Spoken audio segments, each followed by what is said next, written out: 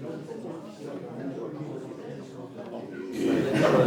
savez qu'on est dans une période électorale, donc il y a pas mal de réunions ce soir, et il y a beaucoup de gens qui se sont excusés, qui ne pouvaient pas être présents à cause de ça, dans les différentes circonscriptions, ce qui explique peut-être qu'on soit un peu moins nombreux que d'habitude. Moi je vais être assez court, par contre je vais essayer de vous présenter rapidement Valère Starazelski, ici présent. Alors que dire de Valère? Moi ça fait longtemps que je le connais, on se voit régulièrement à la fête de l'humanité, à chaque fois. Si vous regardez au dos de ses livres, c'est marqué que c'est un écrivain, point barre, c'est tout ce qui est écrit. Je trouve que oui, c'est d'abord surtout un grand écrivain qui a énormément écrit. Il y a quelques-uns de ses ouvrages ici, mais si je me souviens bien, le premier c'était dans la folie d'une colère très juste. Voilà, d'une colère très juste. Et puis, alors, je ne vais pas tout les suivre. Après, le hammam. Il y a eu beaucoup d'ouvrages sur Aragon, parce qu'il faut dire que Valère a fait sa thèse sur Aragon, sur Aragon l'inclassable. Et en particulier, il a fait un ouvrage qui s'appelle La liaison délibérée, que j'ai beaucoup aimé parce que c'était aller contre ceux qui essaient de faire la différence entre Aragon l'écrivain et Aragon le politique, en disant que c'est impossible de le séparer. La valeur de l'écrivain vient aussi de son engagement politique. Et puis, Monsieur le député, Une histoire française, Nuit d'hiver, Un homme inutile, Le maître du jardin, sur la fontaine, très joli. L'adieu au roi. Alors, ça fait encore l'objet, j'ai revu dans la presse il y a peu de temps, ça en a discuté, c'est sur toute cette histoire au moment de la Révolution où on a accusé Robespierre d'avoir été volé la tête d'Henri IV, tout ce qui est complètement faux, et donc Valère remet les choses à l'endroit, en plus dans son style, qui est très, moi que j'adore. Puis il a aussi écrit des bouquins, des ouvrages sur la fête de l'humanité, je crois qu'il est là, donc toute l'histoire de la fête de l'humanité, qui est très très chouette. Un siècle de l'humanité sur l'histoire du journal, avec Roland Leroy, et puis Un siècle de vie ouvrière, le journal de la CGT, pareil, où il raconte toute l'histoire de ce journal si cher aux salariés. Alors, qu'est-ce qu'il fait Valère maintenant? Valère est toujours écrivain. Et puis en même temps, il est directeur de la culture au CCAS, les œuvres sociales de l'EDF, et c'est lui qui, disons, dirige tout l'aspect culturel, qui a compris dans les centres de vacances, etc. Voilà. Et puis je ne vais pas vous ennuyer plus longtemps, parce que je crois qu'il va nous parler des Juifs en Pologne, mais ça va être l'objet d'un ouvrage qui malheureusement n'est pas sorti, qui fait sortir, je crois, en avril, qui va sortir donc au mois d'août. Et puis je vais laisser la parole. Alors juste avant, je voulais vous signaler que la prochaine conférence, elle a lieu pas à la fin du mois, parce qu'à la fin du mois, il y a la fête du travailleur catalan. Et donc on ne voulait pas trop couper les choses, mais elle aura lieu, alors c'est exceptionnellement un jeudi soir, le jeudi 8 juin à 18h30, ce sera une conférence donc, de Pierre-Luc Abramson, qui a été professeur à l'université de Perpignan, et ça sera sur la théologie de la libération. Voilà. René, il dit, tu as fait des conférences à travers la France, des rencontres et tout. Je dis oui, bien sûr. Et je dis, j'en fais beaucoup sur La Fontaine, puisque j'ai été invité jusqu'au Maroc pour en parler, jusqu'en Autriche, dans les instituts français aussi. Je dis, mais là, je suis en train de préparer un livre sur... c'est le titre d'un tableau qui est à Cracovie. Vous savez que la Pologne, avant le réchauffement climatique, c'est le pays où le quart des cigognes viennent nicher.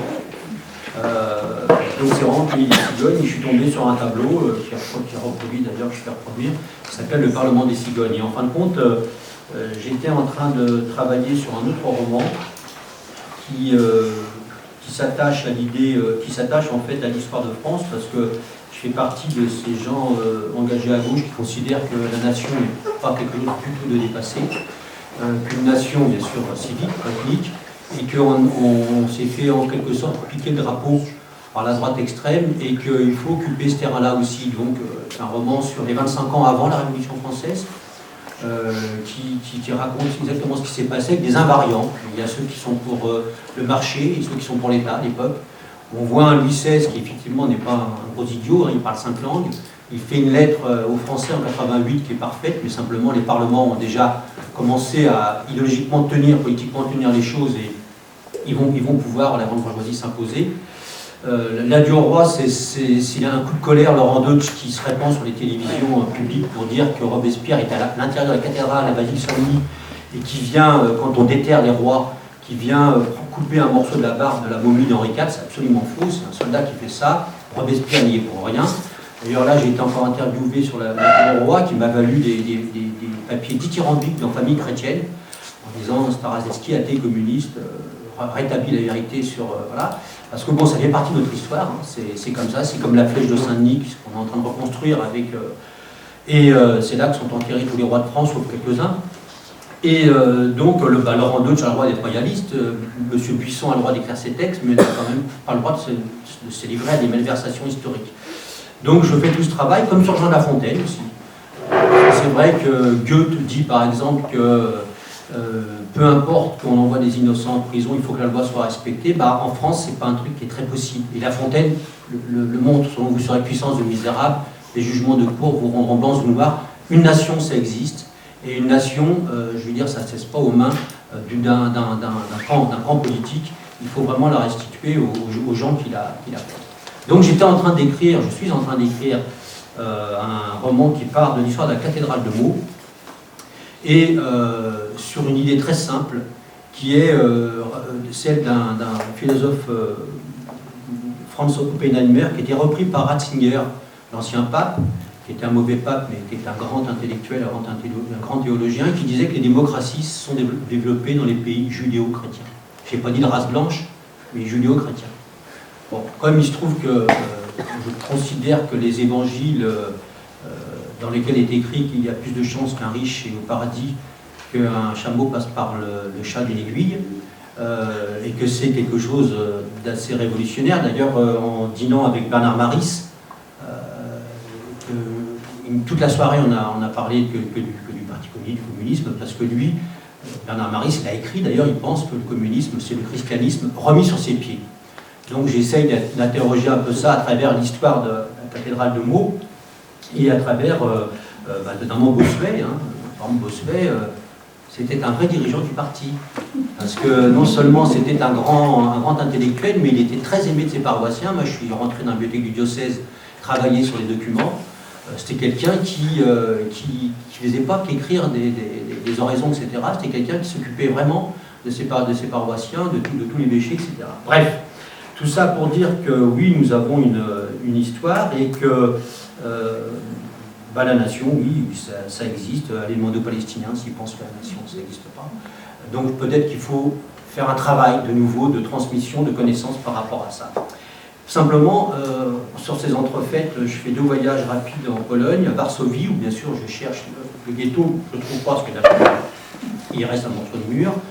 Et après un autre à Cracovie, où là, la ville n'a pas été bombardée, et il y a 2 grands quartiers qui étaient autrefois juifs, Casimir, et de l'autre côté de la Vistule, Podgorzé. Et donc, bien sûr, je ne vais pas dans le tour opératoire pour voir Auschwitz, mais je découvre un terrain vague, et qui, en fait, sur ce terrain vague, il y a eu un camp d'extermination qui s'appelle Plaszów. Et c'est cette histoire que raconte Spielberg dans la liste de Schindler. Et quand on cherche cet endroit-là, les Polonais vous envoient partout, sauf dans cet endroit-là. Et donc, je me suis mis un peu à chercher, à comprendre pourquoi est-ce que quelqu'un comme Claude Lanzmann, par exemple, ne voulait pas aller en Pologne. Pourquoi on me disait aussi les camarades du parti Paris de Borker qui ne voulaient pas retourner en Pologne. C'est vrai que quand il y retourne, Lanzmann, il raconte le fameux chauffeur de la locomotive qu'on voit passe la nuit chez lui et laisse la soirée et il se met à pleurer à un moment donné, le chauffeur de la locomotive, parce qu'il se rappelle notamment un soir où quelqu'un vient frapper au carreau chez lui et contre une bouteille de vodka, quelqu'un qui travaille dans le camp, et lui donner quelque chose dans un torchon qui est sanglant. En fait, c'est une mâchoire qui vient d'être arrachée, avec des dents en or dessus, et il donne une bouteille de vodka pour la boire. Donc j'ai essayé de comprendre, de chercher un peu ce qui s'était passé dans ce pays par rapport aux Juifs, puisque quand même, c'était le centre non seulement culturel, mais aussi c'est là où il y avait le plus de Juifs concentrés, et qu'il n'en reste pratiquement plus. Donc, je ne sais pas si vous connaissez le film Ida, qui est un magnifique film, c'est un type qui a mon âge d'ailleurs qui a fait ce film, donc une jeune religieuse découvre sa judéité. Il y a un autre film qui s'appelle Cours et ne te retourne pas. C'est l'histoire vraie d'un gamin juif qui a survécu, avec un bras écrasé en Pologne après la mort de son père. Et là, bientôt, va sortir en salle un film américain sur les deux personnes qui travaillaient au zoo de Varsovie qui ont sauvé 300 juifs. Donc il y a une espèce d'actualité comme ça qui remonte. Et puis il y a aussi des très beaux documentaires sur le très beau musée, mais bon, je parle en anglais et polonais, donc qui est à Varsovie, sur l'histoire de quand même plusieurs millions de personnes qui ont vécu là pendant des siècles et des siècles et qui ont été complètement éradiquées. Alors, je vais essayer d'être le plus concis possible. Pour la Pologne, alors je m'appelle Starazelski, mais je ne suis pas d'origine polonaise, je suis d'origine russe. Les premiers juifs arrivent en tout cas au Xe siècle, et alors eux, les juifs arrivent, ils ne sont pas là pour faire de l'argent, ni parce qu'il y a la guerre dans leur pays. Quand les juifs fuient, c'est parce qu'ils sont directement persécutés. Les juifs se déplacent, quand il faut se battre, ils se battent, etc., mais ils sont persécutés. Et donc ils fuient les premières croisades, et ils vont s'installer en Pologne notamment, en Lituanie et en Ukraine.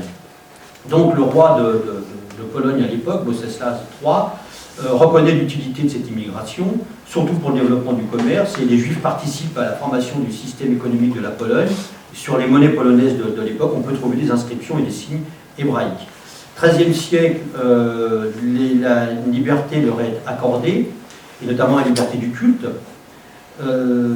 Toujours au XIVe siècle, c'est là que naît la langue yiddish, qui sera une langue que Krasucki parlait, que tous ces gens-là parlaient. Donc cette langue, c'est un linguiste qui s'appelle Max Weinisch qui a retrouvé les sources. En fait, c'est une langue qui vient germanique, qui est autour de Mayence, avec des dialectes bavarois, alémaniques. Il y a aussi des traces d'ancien français et une composante importante d'hébreu et d'araméen. En tout cas, cette langue se forge à ce moment-là, et ça va devenir la langue des Juifs pendant très longtemps. Donc, ça se passe plutôt bien, simplement, il va y avoir c'est pas des pogroms à l'époque, mais en tout cas, un début de massacre, à la suite d'accusations qu'on porte contre cette communauté, après l'épidémie de peste noire qui touche le pays. Alors, 14e, 16e siècle, la Pologne, ça sera un pays qui fera son unité par le catholicisme, ce qui explique beaucoup de choses. Moi, quand je suis allé à Cracovie ou Varsovie, avec n'importe quelle heure du jour ou de la nuit, quand vous rentrez, enfin pas de la nuit, c'était l'hiver, vous rentrez dans les églises, elles sont pleines. Elles sont pleines de jeunes filles en mini-jupe ou de vieux messieurs, etc. C'est un peuple extrêmement pratiquant.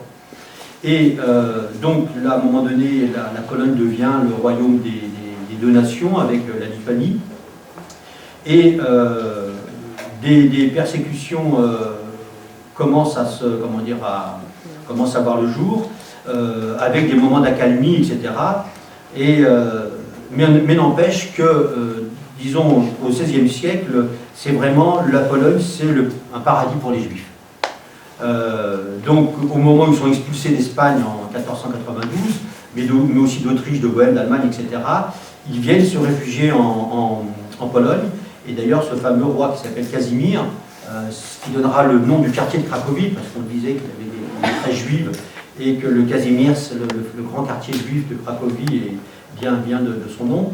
Et en fait, les Juifs, convergent de plus en plus vers la Pologne. Alors bien sûr, ils ne peuvent pas s'installer dans certaines villes. Et leur assimilation va être plutôt difficile parce qu'on va leur interdire un certain nombre de choses.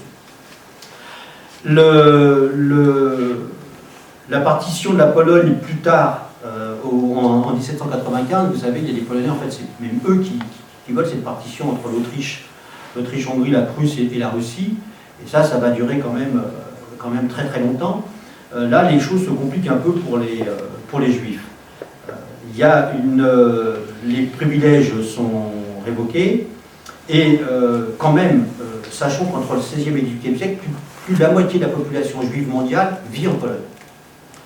Et de plus en plus, les Juifs sont contraints de s'établir une organisation communautaire qui est plus compacte et qui, en fin de compte, les sépare un peu plus de leurs voisins chrétiens. Et par exemple, alors ça me fait penser à ce qu'avait obtenu Lyotet au Maroc, quand Lyotet interdit aux Français de rentrer dans les mosquées pour pouvoir respecter les mosquées. On peut dire tout ce qu'on veut, la colonisation marocaine et tout, mais Lyotet, vraiment, quand on franche un peu, c'est quand même quelqu'un de très intelligent. Là, c'est les Juifs de Poznan qui obtiennent le droit d'interdire l'entrée des chrétiens dans le quartier juif de la ville. Donc il y a comme ça, géographiquement, des choses qui se mettent en place et qui ressemblent, qui vont aboutir au Shtetl, qui vont aboutir à des quartiers. Et je vous renvoie à un merveilleux roman qui est en poche de Isaac Pesci Singer, qui a eu le prix Nobel en 1978, La famille Moscat, M-O-S-K-A-T, qui raconte sur 3 générations la vie en Pologne.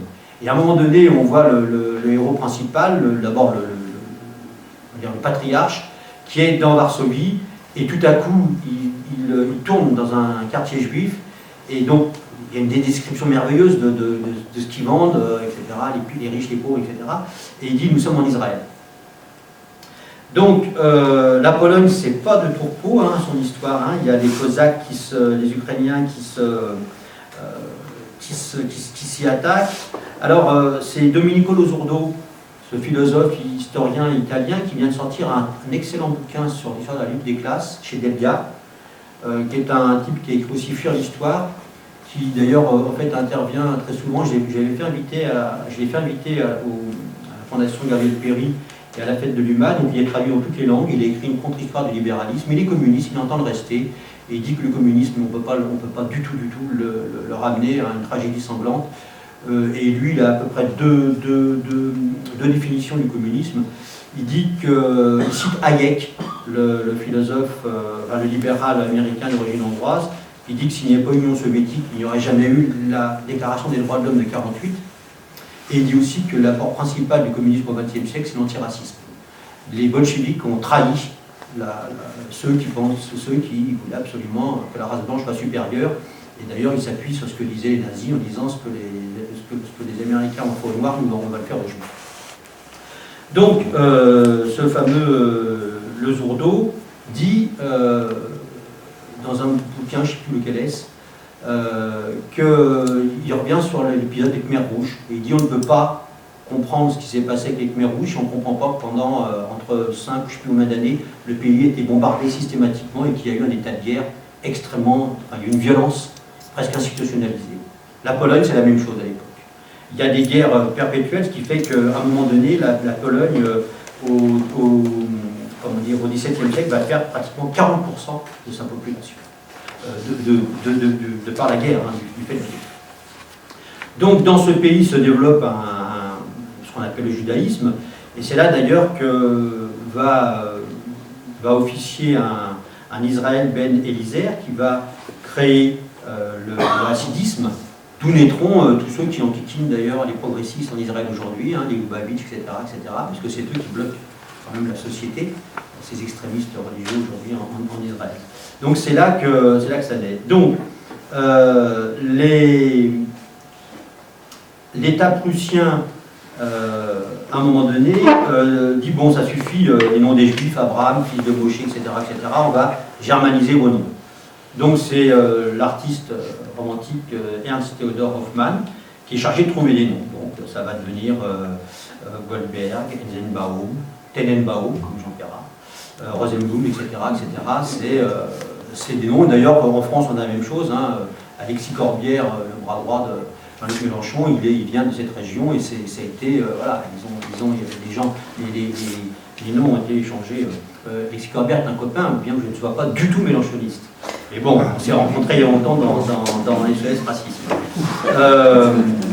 Donc, il y a bien sûr un anti-judaïsme, hein, qui est une hostilité à l'égard des Juifs en tant que religion, mais va commencer à se développer un sentiment systématique d'aversion envers les Juifs en tant que peuple ou race supposée inférieure, ou en tout cas concurrente. Quand les Russes dominent, même si les tsars prennent annoncent une politique d'ouverture, en fait, il n'en est rien du tout. Et c'est là que ça va commencer à passer à l'étape au-dessus avec le pogrom. Hein, le pogrom, c'est un mot russe. Et Et ces, comment dire, ces persécutions-là vont vraiment entraîner une importante vague d'immigration aux États-Unis. C'est là que les Juifs vont partir aux États-Unis. Près de 2 millions de Juifs vont se rendre aux États-Unis. Et c'est une guerre parce que l'Okhrana, la police tsariste, est elle qui invente les protocoles des sages de Sion. Ces fameux protocoles qu'ils ont, que les Juifs ont écrits pour venir à bout, pour comploter contre leur établi, etc. Et en tout cas, il va y avoir énormément de massacres et de pogroms à ce moment-là. Alors, en 1880, pour vous donner à la fin du XIXe siècle, la population juive mondiale, c'est 7,7 millions, pratiquement 8 millions, dont 90% sont encore en Europe, et 3,5 millions vivent dans les provinces polonaises. Donc vous voyez, il y a une concentration très, très importante. L'entre-deux-guerres, 1918-1929, donc c'est le traité de Versailles, et l'État polonais qui se recompose, qui renaît, et là, il y a une violence antisémite qui se déchaîne en Pologne. Donc, 1918-1945, c'est ce que Losurdo appelle la guerre de 30 ans. Franchement, si vous ne connaissez pas Domenico Losurdo, il faut vraiment que vous le lisiez. Hein. Lui, Dominique Losurdo, L-O-S-U-R-D-O. Alors évidemment, il est très à contre-courant dans notre parti aujourd'hui, parce qu'il affirme un certain nombre de choses, mais c'est un très grand intellectuel italien qui est traduit dans beaucoup de langues. Il vient d'écrire sur la lutte des classes. Il dit la lutte des classes, ça ne peut pas être qu'économique, c'est pas binaire. Quoi. Et il a écrit aussi même un Staline, très intéressant. Effectivement, un Staline, on ne peut pas psychologiser l'histoire. Et c'est vrai que, bon, oui, il a utilisé l'antisémitisme, mais il n'était pas antisémite. Kaganovitch, qui était à côté de lui, qui était un cordonnier, il n'a jamais touché parce qu'il était cordonnier. Et d'ailleurs, à un moment donné, Staline dit au Parti communiste roumain, il dit, mais attendez, vous avez éliminé les juifs de votre direction, il dit, vous allez faire un parti de race et pas un parti de classe. Alors après qu'il y ait l'utilisation de l'antisémitisme est une chose, après qu'ils sont antisémites en est une autre. Il faut toujours éviter de psychologiser l'histoire et ne pas prendre pour des imbéciles des gens qui n'en sont pas. Et donc, il a écrit donc un Staline, mais il a écrit surtout une contre-histoire du libéralisme. Il a écrit donc ce bouquin chez Delga là, sur la lutte des classes, et c'est quelqu'un qui fait autorité, hein, mais il n'est pas très connu en France. Bah, le fils de, comment s'appelle-t-il, de Henri Alleg, Jean Salem, m'a dit, tu as réussi à le faire inviter à la fête de l'UMA. Et donc c'est le vendredi soir, tout le monde pensait qu'il n'y aurait personne, c'était plein à craquer. Et Domenico Losurdo. Il y en a un autre aussi qu'il faut absolument que vous connaissiez, à mon avis, c'est un Français qui s'appelle Dufour, Dany Robert Dufour, qui explique pourquoi les couches populaires quittent la gauche radicale aujourd'hui, donc dans le délire occidental, dans l'individu qui vient après le libéralisme. C'est tout à fait passionnant, et bien sûr il prend à contre-courant ce qu'avance la gauche radicale aujourd'hui. Il dit la gauche radicale, si elle continue comme ça, elle va disparaître, et les couches populaires continuent à aller vers l'extrême droite, et il s'appuie d'ailleurs sur des faits qu'il analyse, qu'il interprète, mais bien évidemment lui aussi est archi-minoritaire à gauche aujourd'hui. Les discriminations donc s'accumulent sur les juifs, donc cette période de 1918-1930 est quand même très, très importante parce que c'est là que vont se nouer un peu les choses, c'est-à-dire que la Pologne se reconstitue comme pays, et n'oublions pas qu'il y a eu la révolution russe. Donc, en fait, l'antisémitisme va ressurgir de diverses manières. Bon, d'abord des meurtres rituels, mais il y a aussi la trahison envers l'armée, alors ce qui est faux, parce que les Juifs étaient faits chevaliers au XIIIe siècle, et beaucoup sont morts au combat avec Kosciuszko, le héros polonais qui est l'aïeul de Kosciuszko-Morizet, de Nathalie Kosciuszko-Morizet, et beaucoup sont morts au combat avec le droit de porter la barbe, etc. Et et bien sûr, on les accuse aussi de collaboration avec le bolchevisme. Et ça va être un argument extrêmement frappant en Pologne contre les Juifs. Et ce qui va expliquer d'ailleurs après pourquoi les Juifs choisiront d'aller en Union soviétique plutôt qu'à l'Est, parce que même s'ils étaient déportés, au moins ils avaient la vie sauve. Et ce qui va compliquer les choses après la guerre, mais on y viendra tout à l'heure.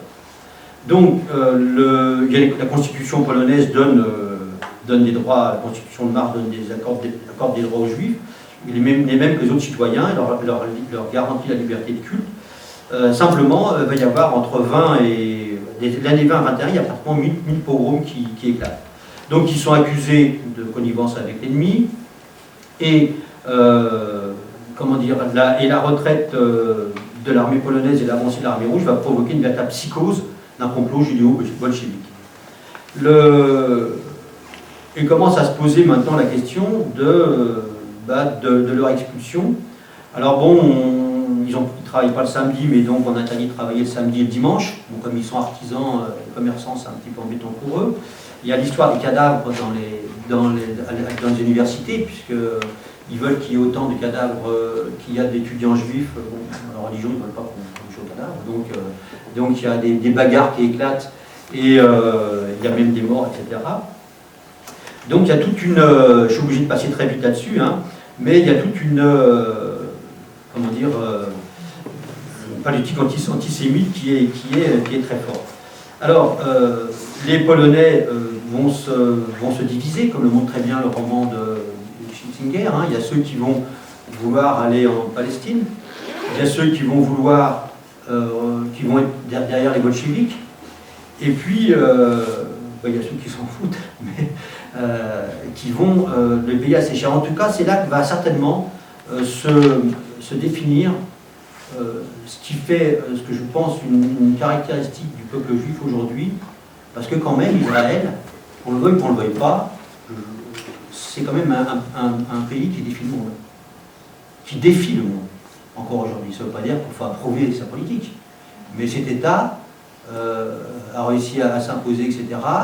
Et je veux bien qu'il disparaisse de la carte, mais quand on voit ce qui s'est passé pour les Juifs, on peut comprendre, je veux dire, un trait de caractère. Donc je vous cite juste ce passage. Quand on ne croit plus à la Bible, insista-t-il, pourquoi désirer retourner à la terre biblique des Juifs? Pourquoi ne pas aller ailleurs? N'importe où en outre, ce serait stupide de croire que les Turcs allaient accepter de céder la Palestine. Les récompenses en ce monde allaient aux forts, pas aux faibles. Ce qui va se passer avec la Shoah et dans la suite, il y a un certain nombre de Juifs qui vont décider, eux, de ne plus faire partie du clan des faibles. Et d'ailleurs, comment s'appelle-t-il, un des fondateurs d'Israël qui était... que Staline avait servi. Comment? Non, pas celui-ci, celui qui était dans la famille, dans l'armée Anders. C'est pas bon, enfin, il va se nouer dans ce pays. Je ne suis pas là pour juger, hein, j'essaie de comprendre. J'essaie de comprendre ce qui s'est passé et les suites.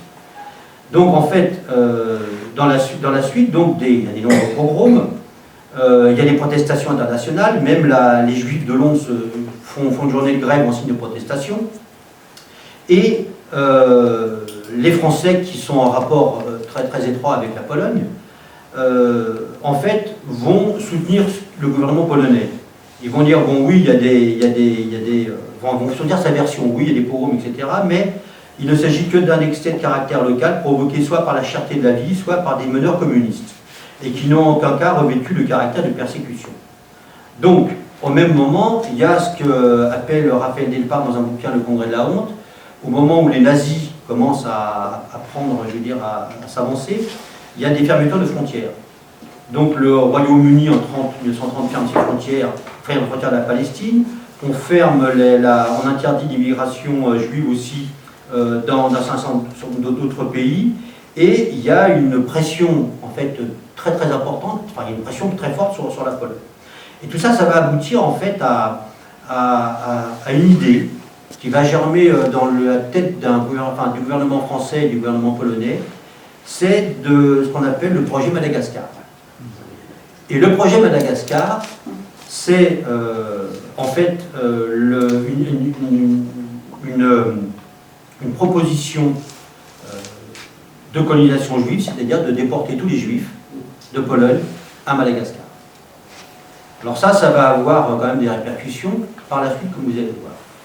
Donc Marius Moutet, ce qui est le ministre des colonies françaises, reçoit les représentants des associations juives et dit, voilà, le remarquable exemple de la Palestine, avant d'évoquer les possibilités d'installation juive en Guyane, en Nouvelle-Calédonie, aux Nouvelles-Hébrides ou à Madagascar. Alors après, il y a des tas de réunions qui se font, et alors chez la communauté juive, il y a ceux qui disent ça apporte de l'eau au moulin de l'antisémitisme, et qui disent ça risque d'être exploité au détriment des Israélites dans des luttes de politique intérieure, etc. Donc, cette proposition, en fait, va durer quand même assez... ils vont travailler longtemps. Alors aujourd'hui, quand on ressort ça aux Français, non, non, c'est pas vrai, etc. Si, il y a des textes, tout ça, tout était bien engagé. Et en fait, il s'agit bien d'envoyer des millions de personnes sur l'île de Madagascar, et qui montre qu'il y avait quand même un état de tension avant les années de guerre. C'était avant la guerre? Avant la guerre. C'est avant la guerre, oui. C'est en 1937. En 1937. Et c'est Yvon Delbos, qui est le ministre des Affaires étrangères, qui lance un appel, etc., pour dire, bon, arrêtez quand même ces pogroms, et on va proposer une solution pour déporter tous les Juifs sur l'île de Madagascar. Mais il y a d'autres propositions qui sont faites, hein, en Ouganda, etc. Et pour sa part, l'Union soviétique, Staline, lui, avait émis l'idée de créer le Birobidjan. Donc c'était en 1928, hein, c'est sur le fleuve Amour, enfin, vous connaissez ça. Donc il a fait savoir qu'il était prêt à accueillir 1500 familles et 500 célibataires au Birobidjan. Et déjà à l'époque. Très important ça, parce que on verra pourquoi les Allemands ont à un moment donné abouti à la conférence de Wannsee. Enfin, ils avaient déjà commencé avant, mais la conférence de Wannsee va mettre les choses en ordre pour aboutir à la chose. Il y a un échec. En 1938, le Quai d'Orsay confirme qu'on n'est plus favorable au projet de Madagascar. Les Juifs polonais ne sont pas des paysans, ils exerceraient une concurrence commerciale néfaste pour la colonie sur le ministère. En revanche, l'Amérique du Sud paraîtrait une terre plus propice à cet exode. Et donc voilà. Alors ce qui est intéressant, c'est que Joseph Goebbels, en 1938, écrit « Discuter longuement au petit déjeuner au sujet de la question juive, le Führer veut chasser totalement les Juifs d'Allemagne, les envoyer à Madagascar ou quelque chose de ce genre. Bonne idée. Il est convaincu qu'ils sont eux-mêmes issus d'une ancienne colonie pénitentiaire. Cela se peut bien, un peuple châtié par Dieu. » Donc, pas de solution, et il y a le congrès que Raphaël Delpar appelle, alors c'est marrant parce que c'est un écrivain qui était, j'ai retrouvé comme ça par hasard, qui était mon prof de théâtre quand j'avais 16 ans, et c'est un enfant caché, un enfant juif caché, qui écrit le congrès de la honte. C'est un congrès qui se tient à Évian, et en fait, d'abord, donc avec la Pologne n'est pas invitée, et cette conférence qui est là pour essayer de régler le problème juif, va fermer complètement les portes, et c'est pour ça que Raphaël Delpar appelle ça le congrès de la honte. Alors après, on a parlé tout à l'heure de Goebbels, c'est aussi Heydrich. Vous savez, Heydrich, c'est lui qui était chargé avec Himmler de... Comment ? Voilà, il est mort, en fait, il a été tué par les partisans tchèques. Enfin, ils l'ont tué, il est mort une semaine après, parce qu'en fin de compte, de septicémie.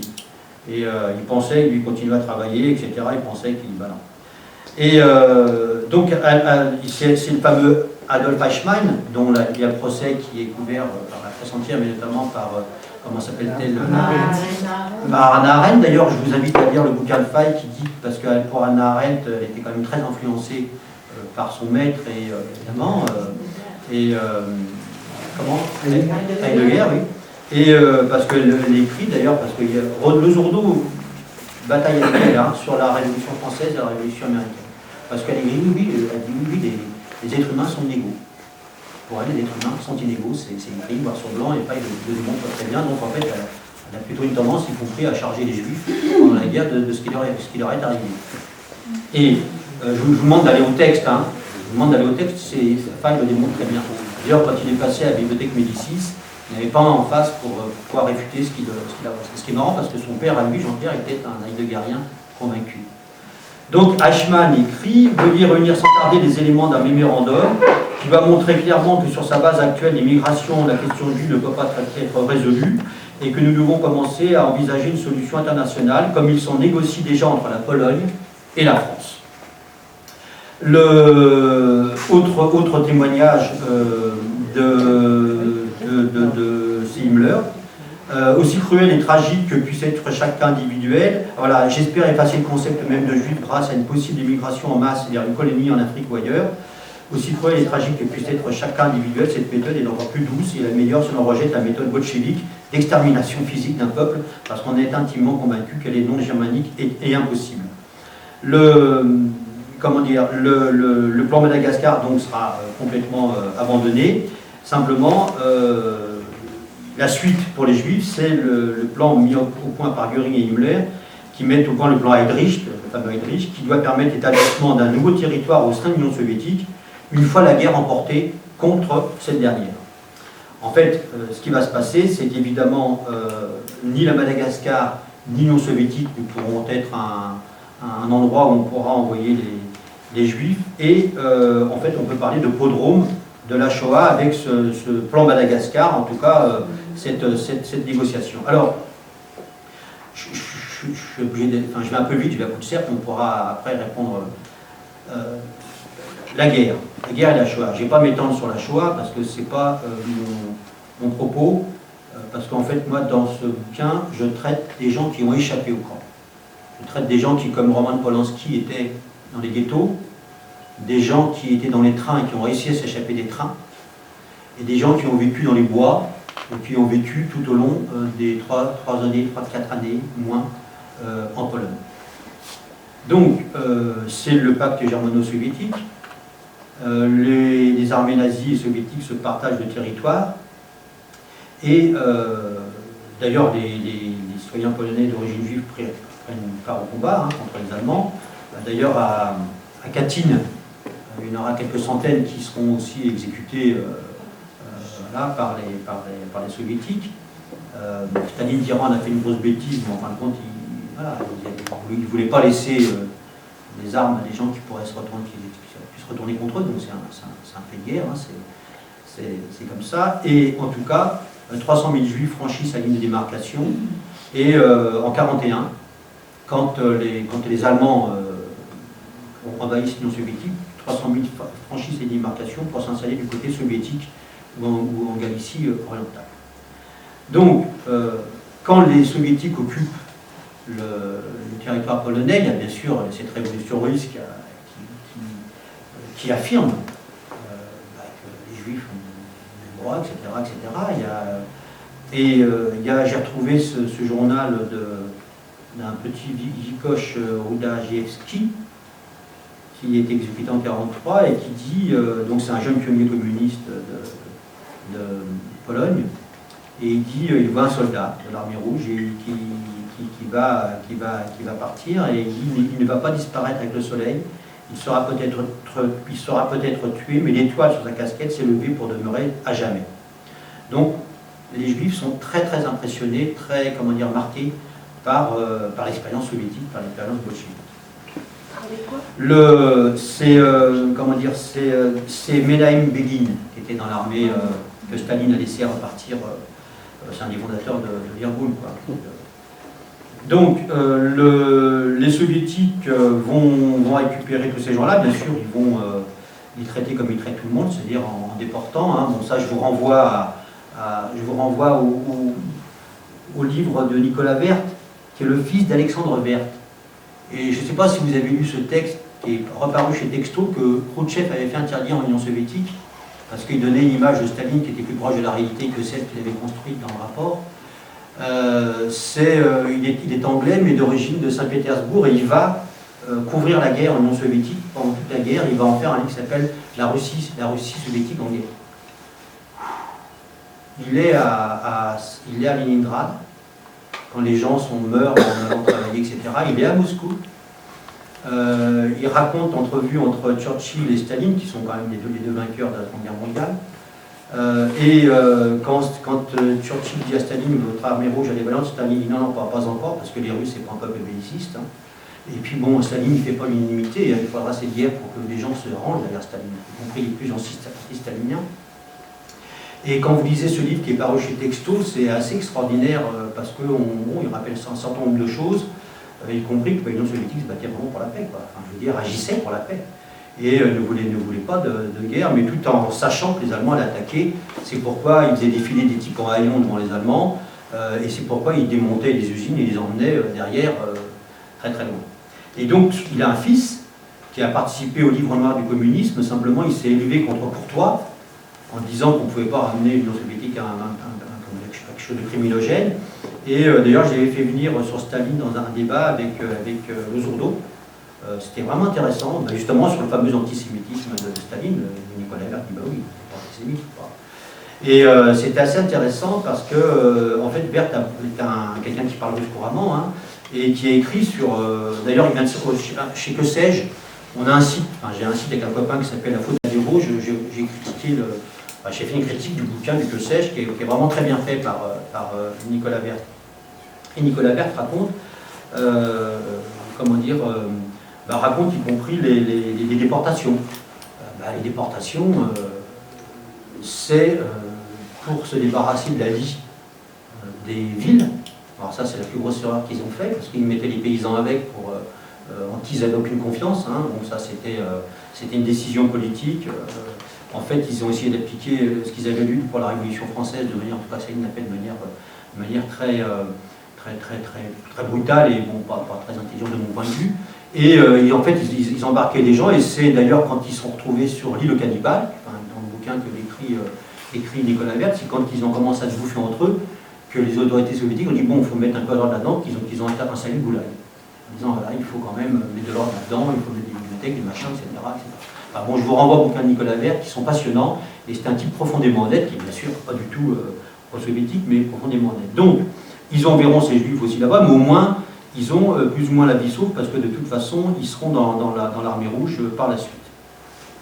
Donc, quand les Einsatzgruppen, donc les troupes de combat qui sont mises en place par Heydrich, ils commencent avant la conférence de Wannsee par le massacre systématique, donc vous savez. C'est le massacre par balles, par beaucoup de... Voilà, par tout.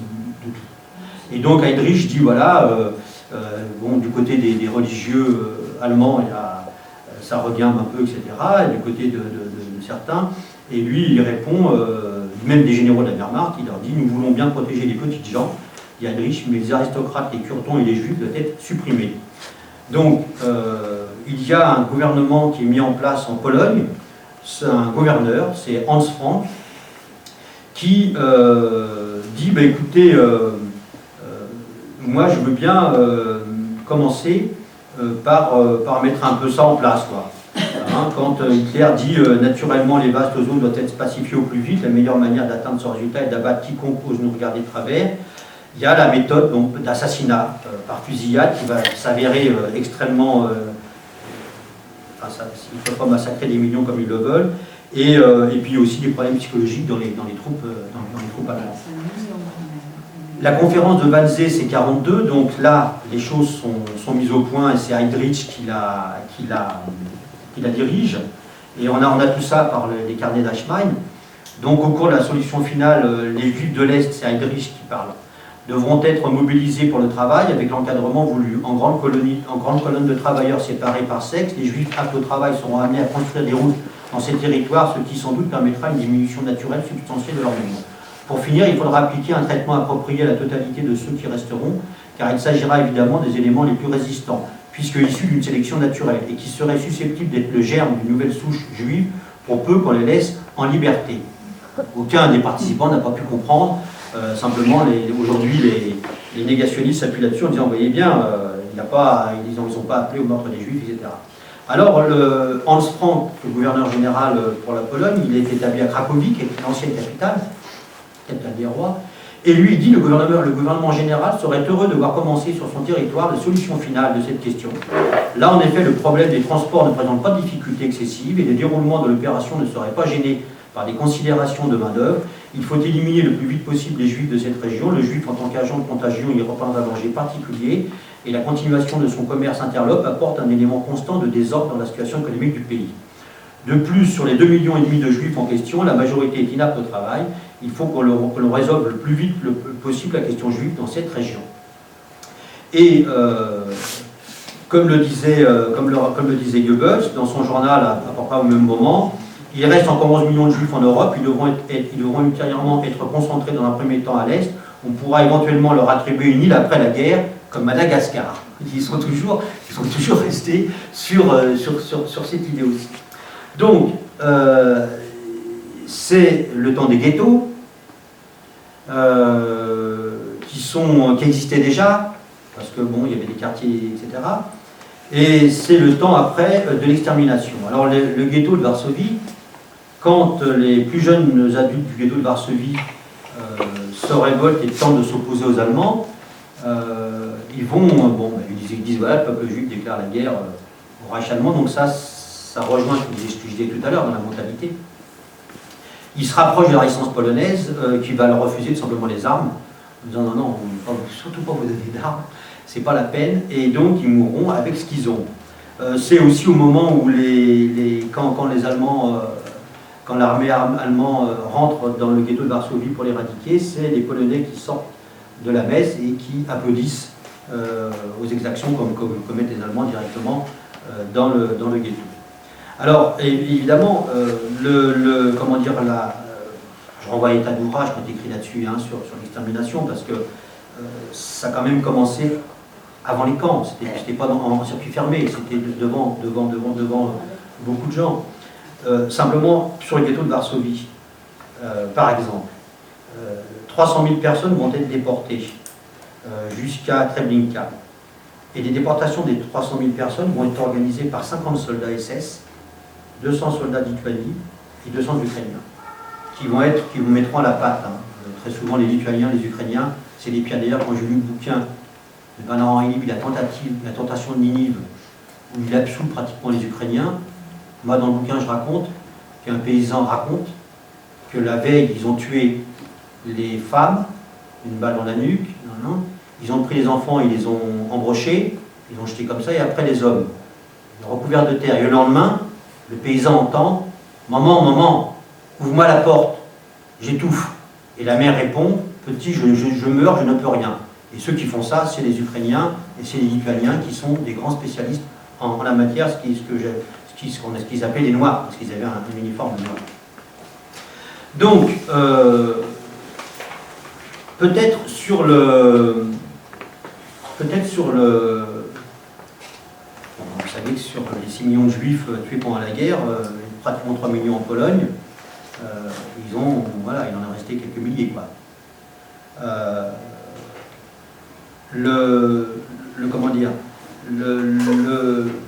L'antisémitisme polonais va, à partir des années 30, une des raisons, un des moteurs, ça sera vraiment l'anticommunisme. Vous connaissez certainement le bouquin de Joseph Bialo, Votre fumée montra vers le ciel. Il était déporté en 1944, et il dit ceci. De fait, selon la culture nationale du pays, c'est hallucinant dans son bouquin, c'est Auschwitz, dans lequel ils ont vécu, les réactions des Juifs déportés sont différentes devant l'adversité. L'origine sociale joue évidemment un rôle de la même importance. Les petites gens, parce qu'ils ont souvent dû faire face à la misère, se débrouillent mieux que les bourgeois. Là aussi, constat objectif sans jugement de valeur. Quant à la formation politique, elle reste déterminante. Un communiste va se battre pour lui, pour ses camarades. Sans hésiter, tous ceux que j'ai connus ont fait abstraction d'eux-mêmes face au chaos. Par leur formation idéologique, leur discipline, leur culte des masses, ils étaient, à mon avis, les seuls à pouvoir le faire. Ne comptaient que le groupe et sa solidarité au royaume que chacun portera. D'ailleurs, sans retirer quoi que ce soit aux autres politiques, entre guillemets, il faut reconnaître que les militants communistes des différents pays ont réussi à être dans les camps, à des échelles différentes, les créateurs et les animateurs des organisations clandestines qui, malgré leur fragilité, ont tenu tête à l'ordre noir tant que faire se pouvait. Pour avoir vu ce qu'aucun humain ne devrait jamais voir à l'âge où le rêve devrait dominer, il avait 20 ans. Étant mentalement en miettes, affectivement détruit, ne retrouvant plus les marques de mon éducation familiale, je me suis juré que, quittant le camp, de ne plus militer, de laisser aux idéalistes le soin de sauver le monde. Et jamais je n'oublierai que les seuls hommes qui soient restés pleinement des hommes de la guerre étaient les communistes. Donc évidemment, il y a quelque chose qui se noue de très fort. Toujours Bialo. Bloc 19. La puanteur perdure. Les Allemands sont partis. La puanteur perdure avec ses vieux complices. La crasse et la mort. À chaque palier, on meurt, seul, en gémissant, en priant, en silence, mais seul. Un homme déboule de l'extérieur, les yeux fous. Les Russes sont là. C'est un grondement qui se répercute de lit en lit, de mourant en mourant, d'éclopé en éclopé. Les Russes sont là, die Russen sind hier. Tous les valides giclent vers l'extérieur par la porte et par les fenêtres du rez-de-chaussée. La rue en perspective sous le soleil brillant. Le long du bloc le plus éloigné, une file de soldats avance, une patrouille. L'avant-garde d'une armée gigantesque que nous allons bientôt découvrir. Ils marchent à la queue leu-leu, se couvrant mutuellement, presque invisibles dans ce paysage de neige, sous le camouflage du drap blanc qui les coiffe. Le doigt sur la détente, des mitraillettes à camembert, en raison de la forme ronde des chargeurs. Leurs mouvements sont prudents. Pour eux, c'est la guerre. Et quelle guerre! La rumeur gonfle. Die Russen. Les premiers pyjamas qu'ils rejoignent enfin hésitent brièvement et rush irrésistible sautent au cou des combattants. D'autres uniformes apparaissent à l'entrée du camp, avancent, deviennent innombrables. Tout l'univers qui devrait servir d'esclave aux géants du Grand Reich défile devant nous. Des visages asiatiques, des yeux brillés, des toisons noires, des soldats blonds aux pommettes hauts, des Ouzbeks, des Ukrainiens, des Biélorusses, des montagnards de l'Oural, des Caucasiens, des Tartares et des Mongols, des hommes des steppes et de la taïga, des habitants du désert et des soldats des glaces. Les esclaves se portent visiblement bien dans leur équipement d'hiver, avec leurs bottes de feutre et de cuir et les tenues de combat capitonnées. Les bottes de l'armée rouge, c'est un envoyé de Roosevelt qui vient discuter avec Staline sur ce qu'il leur faut. Et Staline nous demandait l'ouverture du deuxième front, et en fait, ce qu'ont livré les Américains, c'est surtout de l'essence. Et le type fait une liste demande à Staline ce dont il a besoin. Et Staline commence à faire une liste de matériel militaire, et à un moment donné, il s'arrête, et puis il dit « mes gens », comme ça, il dit « mes gens, en fait, vont à moitié pieds nus. Il leur faudrait des bottes. » Bon, c'est l'ancien bottier du tsar qui était à New York, qui va dessiner les bottes de l'armée rouge, qui vont être livrées par dizaines de milliers à l'armée rouge, et les fameuses bottes de l'armée rouge viennent des Américains et viennent de ce bottier du tsar. Les esclaves se portent visiblement bien dans leur équipement d'hiver avec leurs bottes de feutre et de cuir et les tenues de combat capitonnées. L'hiver est leur élément, Napoléon en a fait l'expérience. De tous les blocs, les crevards attendent, certains malgré le froid demi-vêtus, courbés jusqu'au sol par un mal indéterminé, un pyjama s'avance. Ils grimacent de douleur mais trottinent vers les Russes. Ils grimacent, les palmes, baissent le tissu des vestes d'uniforme. Les ivans de l'armée rouge souriants regardent. Des détenus enfermés depuis des années, des reliques de tous les Saxo, Buchenwald, Oranienburg, Flessenburg, Gross-Rossonne et autres Neuengamme.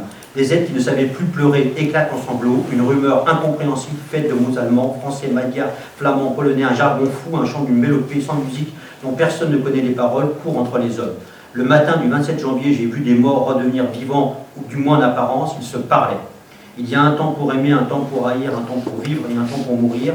À cet instant très bref, tous les pyjamas de Auschwitz, toutes origines confondues, les noirs, les rouges, les violets, les roses et même les rares verts non gradés, restaient sur la place, les juifs et les chrétiens, les hongrois et les polacs, les français, les allemands, les tchèques et les hollandais, les communistes et les nationalistes, les délirants et les raisonneurs, ceux qui libres allaient crever et ceux qui tenaient encore debout, tout cela et tous ceux que j'oublie se sont aimés.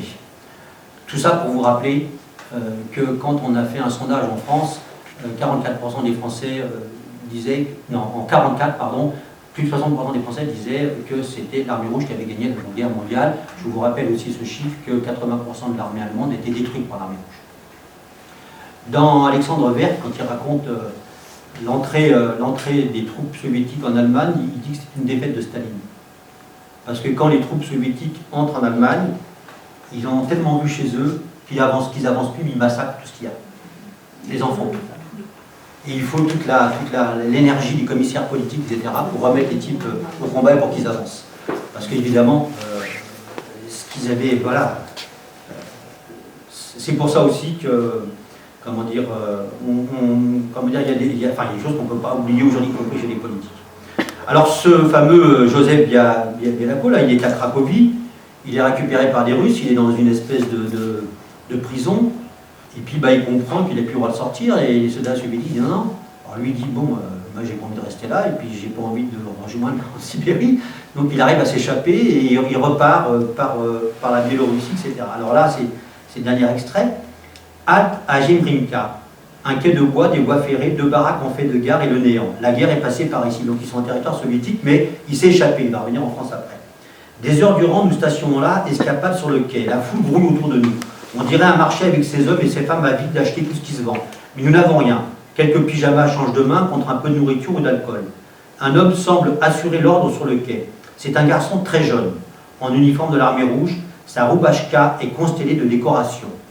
Une manche de sa tenue est vide. Il a laissé un bras à la guerre. Surprise, il s'adresse à nous en yiddish. C'est un juif. Un groupe se presse auprès d'un compagnon, le harcèle. Le manque est tel que même une veste faite d'un méchant tissu de coton, une banale tenue de bagnard, semble être le summum de la convoitise chez ces paysans. L'homme hésite, interroge du regard le soldat mutilé, et là tombe une phrase qui me bouleverse. Nous sommes en URSS, chez ceux qui nous ont libérés, et d'un coup nous retrouvons le passé. Le manchot, le soldat soviétique, s'adresse au garçon et lui dit « Donne ta veste à cette vieille femme juive dont le fils est mort au front, plutôt qu'à cet antisémite ukrainien. » Antisémite, en URSS, impossible. En fait, ce mot était la dernière gifle que j'ai reçue, morale celle-là, et peut-être la plus douloureuse. Donc, c'est dans un bouquin qui s'appelle Votre fumée montera au ciel. Alors, j'en viens au vrai sujet qui est les Juifs cachés pendant la guerre.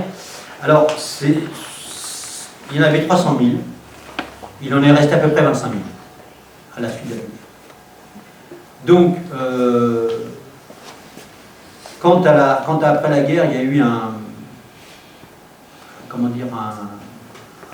comité juif mis en place par le nouveau pouvoir, il y a un témoignage d'un type qui dit qu'il arrive dans une ville et puis il y a une paysanne qui arrive. Il dit voilà, il paraît que vous rachetez les enfants juifs dans 1944. Ils disent oui, enfin si. Il dit parce que j'en ai un dans la boîte. Ah bon? Donc elle dit bah oui, voilà, ses parents sont partis il y a 3 ans, ils ne sont plus jamais revenus, donc j'ai monté la boîte au grenier, j'ai fait des trous dedans, puis de temps en temps je lui donnais à manger. Et donc elle ouvre la boîte et évidemment. Donc je vais juste vous lire quelques extraits des gens qui ont vécu ça et qui en ont échappé, donc parmi les 25 pays. Donc c'est une femme qui s'appelle Estera, qui a un nom encore plus imprononçable que le mien, et qui dit « Les autres naufragés et moi, nous nous cachions dans des terres et des trous et des cavernes. Nous vivions tels des taupes, nous enfouissant de plus en plus profondément sous terre pour échapper au sort terrible qui avait frappé nos proches. Je me suis retrouvé tout seul, démuni et sans moyen d'existence. J'évitais les gens, j'en avais une peur bleue. J'attendais la nuit pour sortir de ma cachette comme une chouette. Par ce mode de vie, mon instinct s'était développé à un tel point que je sentais le danger à distance. Mon odorat s'était aiguisé comme celui d'un animal sauvage. Je devais souvent changer de cachette car pendant leur jeu, les enfants repéraient mes traces. Je cueillais de l'herbe grasse et je la mangeais. Pour étancher ma soif, je suçais le jus des racines. Parfois, quelqu'un prenait pitié de moi et me jetait une croûte de pain comme un chien. C'était pour moi un vrai festin. Autre témoignage d'une femme qui s'appelle Rosia, en 1943. Sous les fenêtres de notre logis, nous avons remarqué un enfant, de peut-être 3 ans, pas plus, traînant depuis quelques heures sur la chaussée. C'était un enfant juif et nous ignorions qu'il avait été abandonné par des parents tombés peut-être aux mains de la police ou s'il avait été mis à la porte d'une maison aryenne. Le soir tombait et bien sûr personne n'a osé prendre cet enfant chez lui, ne serait-ce que pour une nuit. Mais nous aussi, les juifs, coupables du même crime que cet enfant innocent, nous sommes allés nous coucher comme des gens normaux et pas comme des bêtes traquées.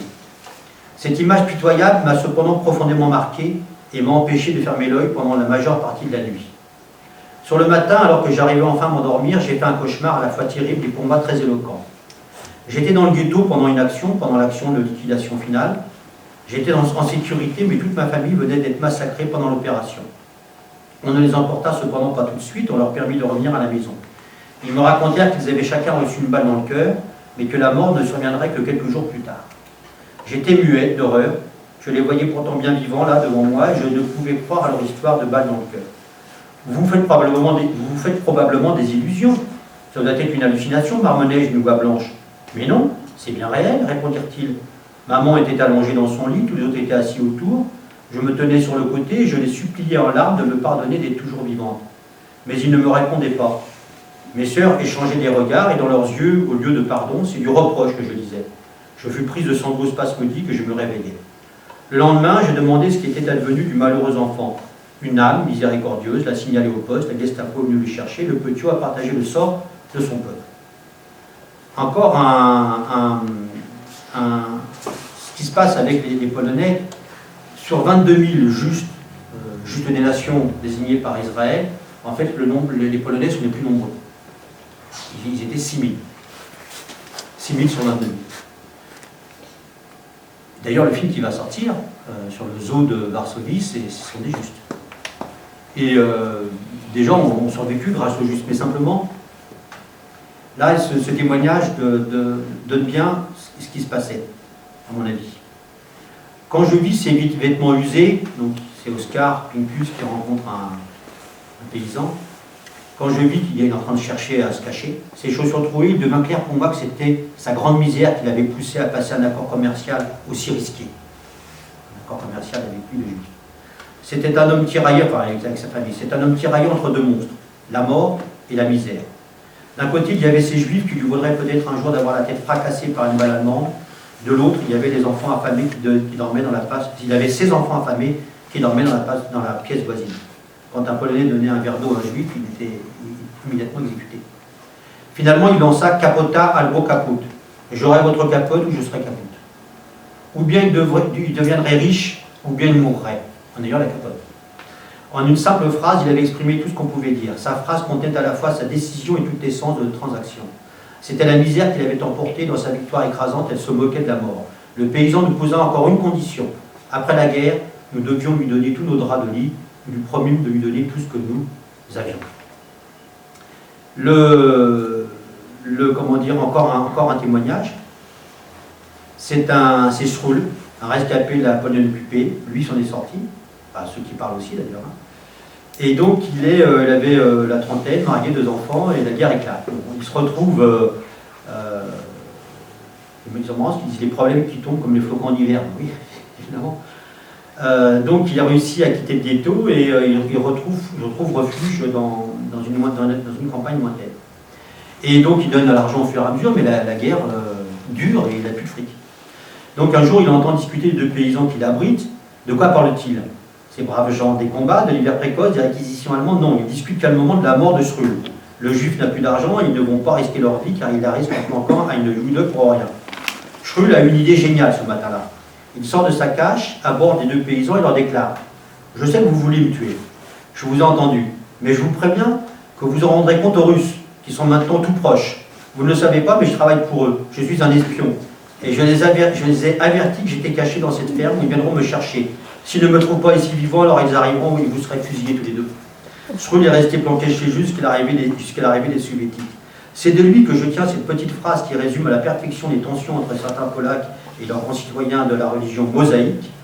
Entre un Polonais innocent et un Allemand coupable, tue d'abord le Polonais, tu es sûr de ne pas te tromper. Je continue encore et après, parce que je pense que c'est des extraits que j'ai choisis qui résument bien les choses. C'est un gamin qui a 7 ans. Il arrive devant un agent de police polonais et c'est une femme qui raconte ça, elle assiste à ça. Je viens me présenter. Je me rends à la police. Pour qu'on me tue. L'agent lui pose des questions sur ses parents, ses frères, sa soeur, sa famille. Les Allemands les ont tués. Maman a été tuée par un gendarme du poste de Piaski. Moi, il n'a pas voulu. Et il a ri. Et il m'a dit que ce serait pour une autre fois. Alors je suis allé à la police polonaise, mais là, le monsieur n'a pas voulu me tirer dessus. Il a dit qu'il ne tirait pas sur les merdeux. Alors vous, peut-être? L'agent décontenancé se racle la gorge. Eh bien, nous non plus, on ne tire pas sur les gens comme toi. Il regarde autour de lui, puis me lance un regard et dit dans mes yeux qu'il peut me faire confiance. Allez, viens avec moi. En regardant de l'autre côté, vous allez m'abattre? Demande le petit, une lueur d'espoir dans le regard. Non, tais-toi, faut que tu vives, que tu deviennes une grande personne, allez, viens. La bonté de cet homme était aussi sincère et spontanée que la bassesse de la plupart, de l'énorme et accablante majorité de ses collègues en particulier et des Polonais en général. Je sais qu'il a emmené quelque part ce petit malheureux et s'est occupé de lui de façon désintéressée. Donc, ça c'est pendant la guerre. C'est pendant la guerre. Mais, une fois que la guerre est terminée, ben, c'est pas fini. C'est pas fini du tout. Et parce qu'il y aura y compris des troupes armées jusqu'en 1960 dans le maquis polonais qui fera la chasse toujours aux Juifs et aussi aux Soviétiques. Mais en tout cas, c'est pas fini parce que les Polonais rentrent du RSS. Staline et Gomulka discutent Gomulka qui était marié avec une juive d'ailleurs, qui disait, bon, celui-là, il a trop une tête de juif, il faut organiser son nom. Bon, bah, comme Polonsky, celui-là, ça va, on va pas, etc. Donc, le pouvoir polonais, le nouveau pouvoir polonais, redonne des droits nouveaux, bien sûr, des droits absolus aux juifs, etc. Mais par rapport à la population, c'est très compliqué. C'est très compliqué, d'autant que les biens des juifs ont été, comme on le voit dans Ida, ont été pris. Enfin, parce que c'était pas des Rockefeller et des Rothschild, hein. C'était des gens simples. Et quand Gomulka supplie Staline de ne pas renvoyer les juifs polonais en Pologne, et Staline dit si, il faut que vous les repreniez. Donc ceux qui iront du côté allemand sur ce qui est pris aux Allemands, il n'y aura pas trop de problème sur Gdansk qui revient Danzig, etc. C'est pas qu'il n'y a pas de problème, mais pour les autres, il y aura des gros problèmes. C'est ainsi que c'est des juifs rescapés des camps, enfin, ceux qui piquaient dans leur village, en gros, c'est bah, vous n'êtes pas morts. Et puis c'est les curés qui disent, dans une église, c'est un témoignage, attention, les Russes et les Juifs reviennent, bientôt ils seront ici, alors vengez-vous des Russes et des Juifs avant qu'il ne soit trop tard. Donc le gouvernement provisoire qui est à Dublin assure, les droits égaux aux Juifs, mais simplement, ça ne va pas être simple. Martin Gray, au nom de tous les miens, sera dans les troupes soviétiques, reviendra d'ailleurs après en Pologne, et il fera partie de ceux d'ailleurs il va retomber sur ceux qui l'ont torturé ou ceux qui l'ont livré. Donc il fera le travail de police pendant un temps, après il ira aux États-Unis, il partira, mais il y a énormément évidemment de juifs qui se mettent au service, enfin, qui sont des résistants et qui sont du côté de nos soviétiques. Donc il y a un comité central des juifs de Pologne qui est créé, et à la veille de l'offensive d'hiver de l'Armée rouge, et en fait il regroupe aussi bien des sionistes, des socialistes et des communistes. Mais simplement, il y a des attaques contre les juifs de retour. Alors moi je donne des exemples là-dedans, mais il y a quand même un pogrom à Kielce, un pogrom où 20 000 Polonais participent au massacre de 50 personnes à peu près. On ramène des enfants, on essaie de les sauver, et il y a un soldat polonais qui dit à un autre soldat polonais, qui lui protège les enfants, il dit mais vous avez ramené des enfants, il dit mais c'est simple, hein, pour vous en débarrasser, vous les retournez, vous les attrapez par exemple, et puis vous les écartez. Hein. Donc c'est d'une violence inouïe. Je fais moi aussi partie des premières vagues de rapatriés non soviétiques. Nous étions heureux de rentrer, n'imaginions pas un seul instant que les Polonais étaient restés antisémites après tout ce qui venait de se passer sous leurs yeux. Il a vite fallu abandonner nos espoirs. J'ai vu des trains arrêtés en race campagne puis attaqués par des bandes de la NCC. Ils volaient les bagages, ou l'AK, l'AK c'était l'armée de droite, hein. C'est les mêmes. Ils volaient les bagages, battaient et tuaient les juifs qui étaient descendus des wagons après que les Polonais eurent crié « Officiers soviétiques et juifs, sortez, quittez le train ». Il faut rappeler que ces fascistes polonais résistaient contre la présence de l'armée soviétique et la prise du pouvoir par les staliniens locaux rentrés de Moscou. L'animosité envers les Russes était très forte à ce moment-là, les Juifs étaient fusillés sur place, les Russes, on les emmenait ailleurs pour en faire quoi, nous ne l'avons jamais su, mais je ne pense pas qu'il y ait eu des représailles de la part de l'armée rouge, du moins pas à ma connaissance. Ça arrive très souvent dans les trains, ils les font descendre, ils leur font baisser le pantalon et ils les fusillent. Quand ils sont, voilà. Et c'est des massacres dans toute la Pologne de juifs. Donc en même temps, c'est vrai que la Shoah, à l'Est, elle n'a pas été confinée dans les chambres à gaz, elle a été au grand jour, sous les yeux de millions de personnes qui habitaient là. Enfin, je veux dire, il y a des témoignages dans je ne sais plus quelle ville, on fait sortir les juifs de leur maison, on les fait tourner autour de la place, comme ça, et puis on tire pendant qu'il n'y en ait plus un seul. Dans une autre ville, à Pukas, ce que je raconte là-dedans, ils ont tué tellement que l'eau des rivières en est rouge, et pour plusieurs jours. Enfin, c'est par milliers. C'est le livre noir commandé par Staline, écrit par Grossman et je ne sais plus qui montre ce qu'ont été le massacre des Juifs en Ukraine, en Union soviétique et dans tous les pays slaves. Et en fait, si les Polonais avaient été psychologiquement sidérés, traumatisés par ce massacre. Ils n'auraient pas été antisémites à la suite.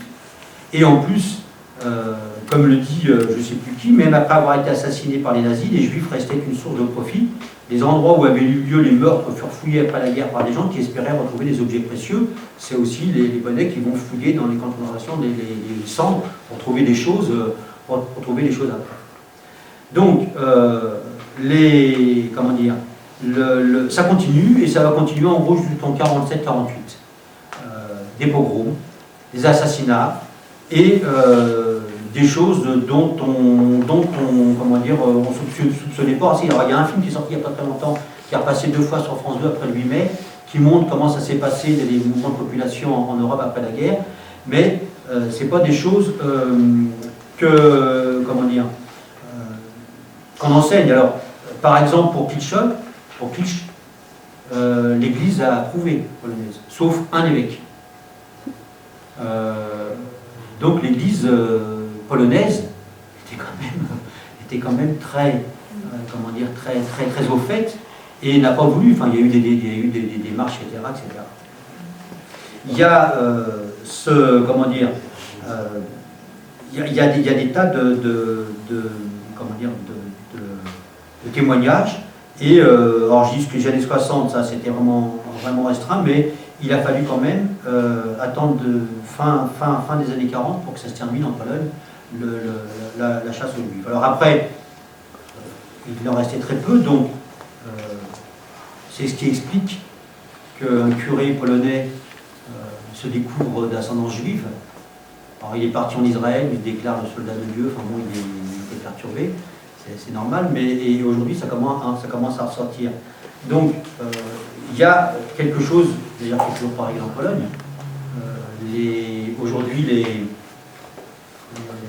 études qui ont été faites montrent que plus de 45% des Polonais se disent antisémites.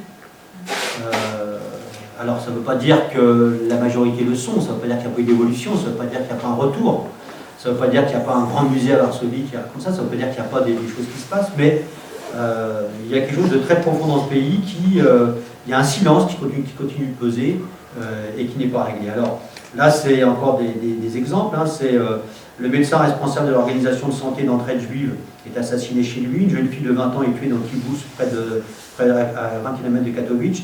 Dans le reste de la Pologne, les agressions se développent, y compris contre les orphelinats qui regroupent les enfants rescapés. Donc c'est des départs massifs, essentiellement vers la Palestine, pour pouvoir vivre et avoir la vie sauve déjà. Il y a des tas de témoignages là-dessus, des tas de choses qui sont racontées, parce que il y avait une guerre interpolonaise entre les communistes et le reste, mais les communistes n'étaient pas dessus, hein, y compris en étant à la tête du pouvoir politique. Et quand il y a eu le fameux pogrom de Kitsch qui est le plus connu, en fait ils avaient accusé les Juifs d'un meurtre rituel, et la maison communautaire a été attaquée, et bon, comme je vous disais, c'était quand même 20 000 Polonais qui ont participé, hein. Et donc l'armée d'occupation et la police polonaise fait ce qu'elle peut, et bon, un certain nombre de Polonais aussi. Et à un moment donné, il y a, en Basse-Silésie, il y a une femme qui parvient à répandre rapidement une rumeur inhabituelle, donc très efficace. Une jeune fille polonaise a été violée par un juif. Donc la police intervient et elle dit aux policiers qui sont venus l'arrêter, elle dit « J'espérais pouvoir à moi toute seule déclencher un autre Kitsch. » Notre Kitsch, au pogrom de Kitsch. Donc en fait, c'est des milliers de juifs qui ont été tués après la guerre, des milliers. Et donc il y en a 100 000 qui ont quitté la Pologne essentiellement pour Israël, un peu aussi pour les États-Unis, dans les 3 mois qu'ont suivi le pogrom de Kitsch. Donc il en restait à peu près, disons, en Pologne, quelque chose comme 25 000, dont beaucoup ont caché leur nom, beaucoup ont organisé leur nom pour pouvoir vivre en Pologne et mis ça sous le boisseau. Alors, peut-être qu'aujourd'hui, il y a quelque chose qui... On verra comment ça va se passer, mais ce qu'ont déclenché Bush dans les pays arabes, avec l'Irak, ça a fait que quand même, il y a une politique antichrétienne maintenant. Et qu'il y a quelque chose qui se passe d'assez grave par rapport aux chrétiens d'Orient. Alors j'ai retrouvé juste ce témoignage, c'est à Bagdad, une église catholique syriaque. 58 morts, rescapés, les sœurs Alice et Martine sont aujourd'hui hantées par le souvenir de cet enfant qui a vu son père mourir et crier aux assaillants. Ça suffit, avant d'être abattu lui aussi en août 2004. Et puis bon, il redonne toutes les choses. Évidemment, le fait que les Américains soient intervenus là-bas et voulu imposer, etc., comme dans tout pays, je veux dire, à partir du moment où on installe la guerre, ça fait rejaillir des espèces de violences, y compris interethniques et interreligieuses. Et en tout cas, moi, ce qui se passe aujourd'hui pour les chrétiens d'Orient, il y a un bouquin qui vient de sortir là-dessus, ça commence à ressembler à quelque chose, je ne sais pas jusqu'où ça va s'arrêter, mais ça commence à ressembler à quelque chose qui, bon, c'est pas les mêmes mesures bien sûr, hein, mais vous voyez, dans l'histoire, c'est jamais complètement terminé. Voilà, je vais répondre à vos questions, j'y suis allé un petit peu à coup de sabre, mais voilà pourquoi j'ai écrit ce bouquin. Et d'ailleurs, comment dire, je l'ai dédié à Roman Polanski, qui dit qu'il confond parfois la réalité et puis l'imaginaire. Je comprends un peu pourquoi, parce qu'il arrive à s'échapper. Et Ami Zola, qui est un juste polonais, un paysan qui a caché le héros de ce bouquin, enfin en vrai d'ailleurs, il l'a caché jusqu'à la fin de la guerre sans rien lui demander et en risquant sa peau. Donc, ce n'est pas une charge contre les Polonais ni la Pologne, hein, je vous répète, 6 000 justes sur les 22 000 sont polonais.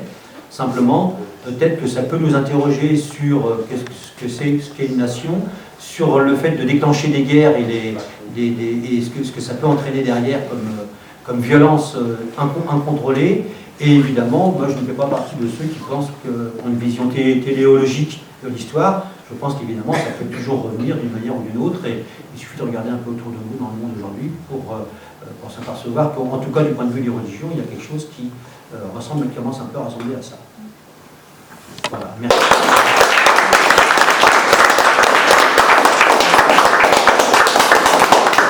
S'il y a des questions, bien sûr, je ne soutiens en rien la politique du gouvernement d'Israël, bien évidemment. Non, mais personne ne peut la soutenir. La politique du gouvernement. Du gouvernement actuel, oui. Oui, le gouvernement actuel, oui, c'est ça. Parce qu'il y a des progressistes. Ça n'a pas toujours été le cas. Voilà, c'est ça. Mais la logique des extrêmes. Des gens de gauche et des progressistes en Israël qui se battent à côté des Palestiniens. Bien sûr.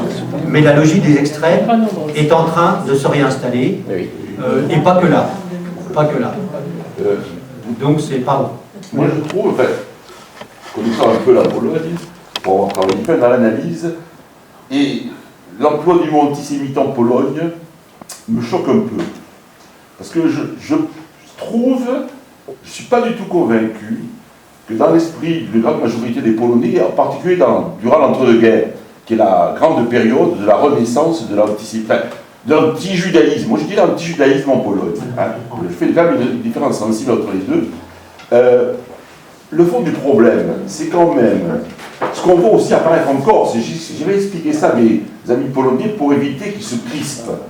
J'avais dit en Corse, nous avons un mouvement nationaliste dont l'objectif qui se veut nationaliste, c'est-à-dire la religion, l'histoire et la langue, une culture. C'est ça le nationalisme corse. On avait ça en Pologne, dans la Pologne qui renaît, après avoir disparu pendant quasiment un siècle, elle renaît sur cette base-là. Et on s'aperçoit en Corse, comme en Pologne, qu'une fois qu'on a chassé l'envahisseur, alors c'est l'envahisseur russe, prussien, autrichien, ou français en Corse, il reste un corps étranger.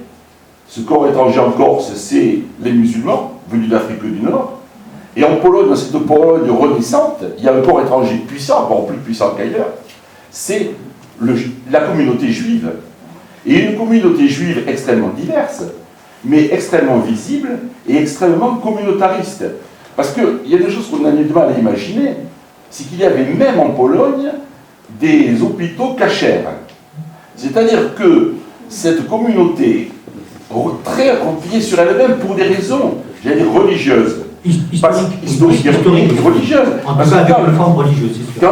Quand le ghetto de Kazimiège, qui n'entend pas, qui entend rester extrêmement juive, à puissance carrée, chose que chez nos musulmans, nous n'avons pas. C'est tout à fait récent, cette espèce de communautarisme musulman ultra sensible. Alors qu'en Pologne, du 18e, 19e, 20e siècle, vous avez là des communautés qui se forment et qui sont vraiment des corps extrêmement Mais je suis vivants. complètement d'accord avec vous. Pologne n'interroge pas ce passé-là.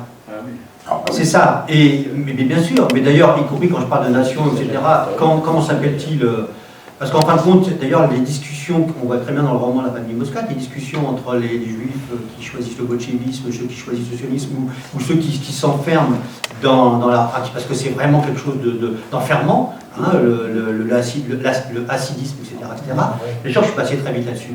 Bien sûr que ça pose, je veux dire, ça explique comment dire, une bonne partie d'antisémitisme au moment où la Pologne est un pays déchiré et doit se reconstruire notamment par le catholicisme. Ça c'est évident. Simplement, c'est d'ailleurs, ce que dit, comment s'appelle-t-il,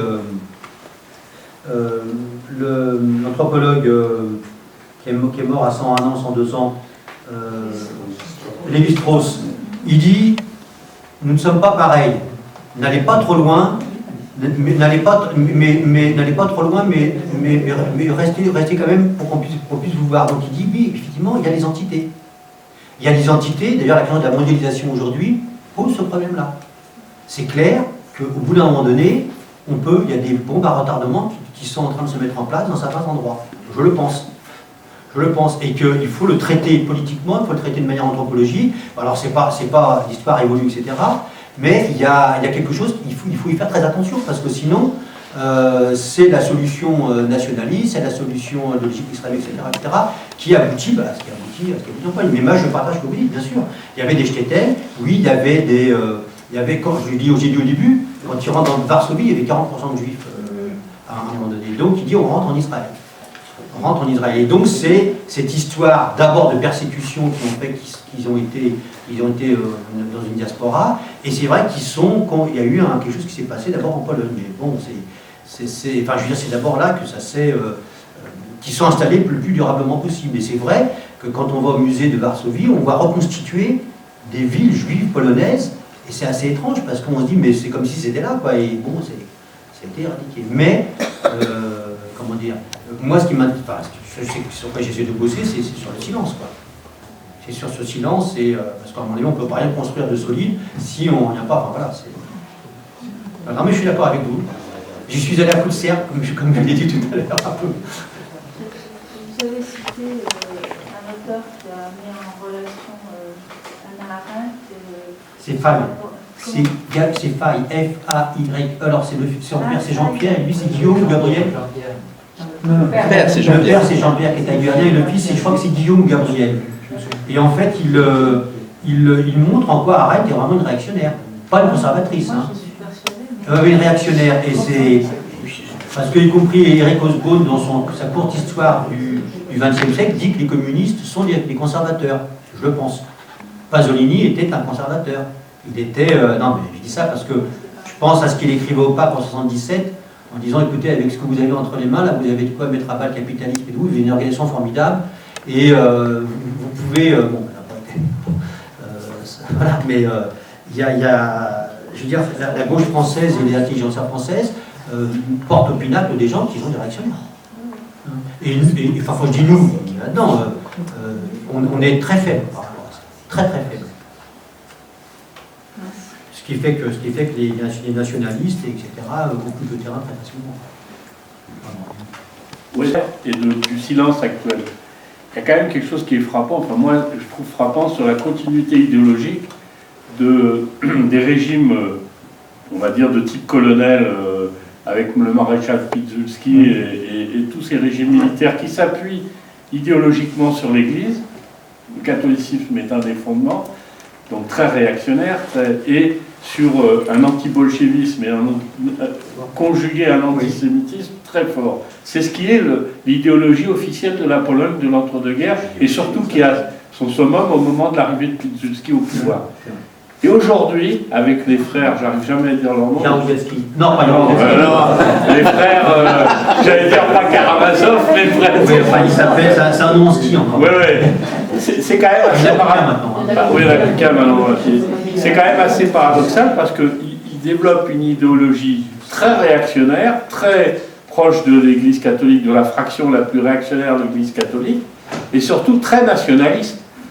C'est-à-dire qu'on retrouve dans la Pologne d'aujourd'hui, dans le gouvernement, dans ceux qui sont à la tête de la Pologne aujourd'hui, on retrouve des éléments idéologiques de ce qui existait dans la Pologne de l'entre-deux-guerres, qui s'est reconstruite sur une espèce d'identité nationaliste, chauvine.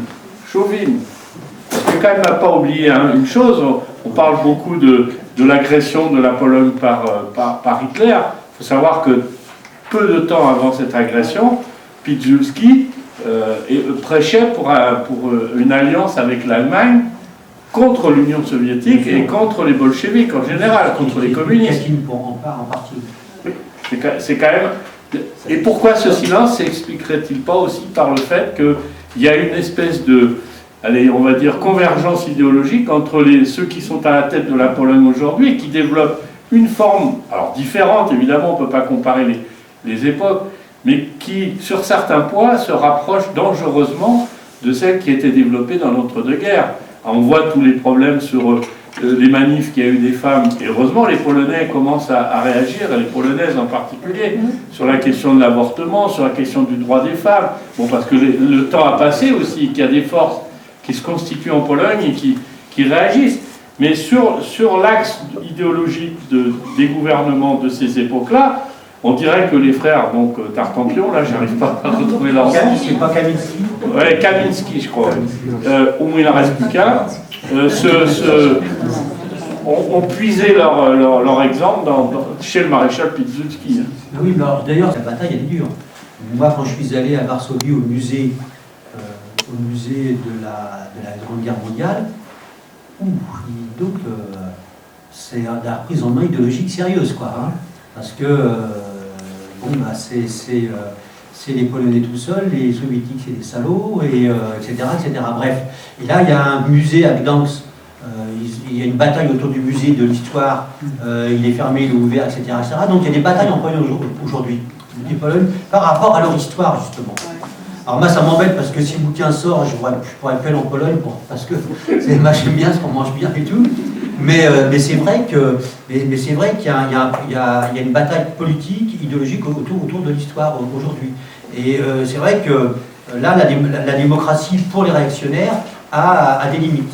Parce que c'est vrai que c'est sur les soldats de l'AK, c'est-à-dire de l'armée populaire, l'armée de droite, enfin, les gaullistes, je donne ça comme c'est eux qui massacrent dans les trains, qui font descendre les juifs, etc. C'est eux qui mènent le combat. Donc, il y a une résultante de ce que vous venez de dire, bien sûr, historique, etc., mais qui est quand même encore très vivace aujourd'hui, même plus que vivace, parce que c'est quand même la moitié de la population.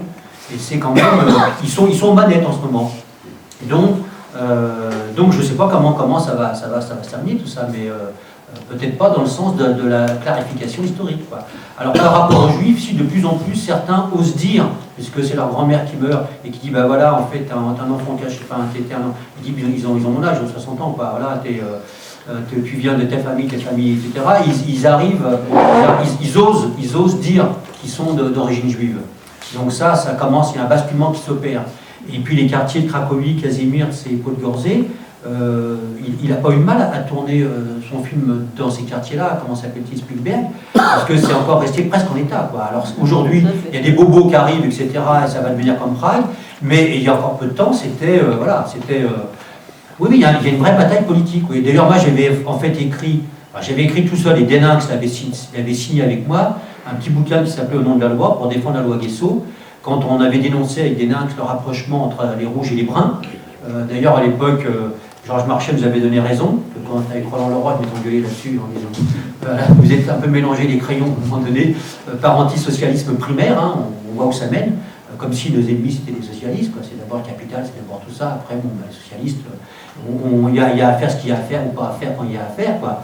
Et quand on avait sorti ou pas à faire, non, mais dans le Jura par exemple, il y a eu, voilà, c'est pas, disons on va pas amener, un parti politique, à mon avis, ne doit pas simplement en fonction d'un autre parti qui soit plus de gauche ou pas, faire sa ligne politique. Enfin, je trouve nous sommes devenus très gauchistes. Et le gauchiste ne débouche sur pas grand-chose, à mon avis, et malheureusement, nous allons y assister.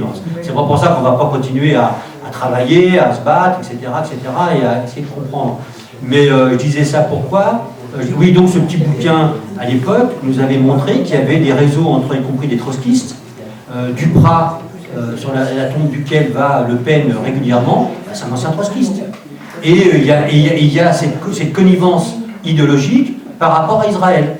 C'est-à-dire, voilà ce que fait Israël, donc forcément, et évidemment, il y a un endoctrinement, y compris chez des jeunes beurs, etc., avec qui c'était impossible de discuter, parce que la Shoah c'est faux, parce que c'est pas vrai, etc., etc. Et donc là, on est dans la logique des extrêmes. Donc là c'est un peu compliqué pour un parti progressiste d'arriver à... Donc c'est pour ça que, en tout cas, on avait fait ce bouquin au nom de la loi, on avait vendu à 5000 exemplaires et qui avait d'ailleurs renversé les gens de gauche qui étaient contre cette loi, la loi Guesso sur le négationnisme. Et bon, moi, avec ce bouquin-là aussi, c'est une façon aussi de rappeler quelques fondamentaux, quoi, quand même.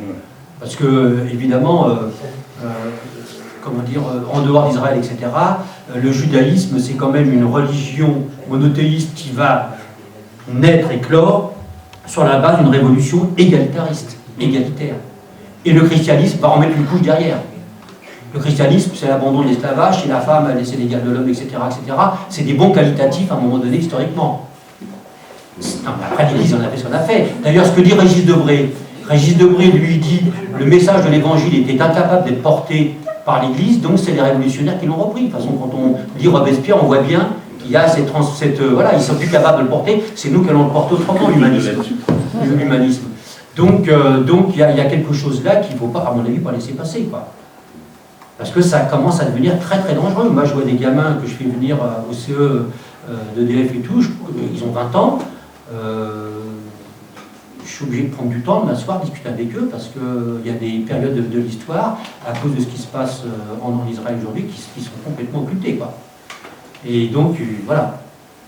J'ai été surpris parce qu'il y a un petit roman que j'ai lu dans ma jeunesse et que je trouve pas mal, qui s'appelle Taras Bulba de Gogol, totalement inconnu en Pologne, y compris de collègues qui ont fait leur éducation du temps du socialisme réel. C'est-à-dire que ce conflit historique, qui perdure donc depuis, j'allais dire, le 15e, 16e siècle, est structurel de la conscience polonaise même aujourd'hui.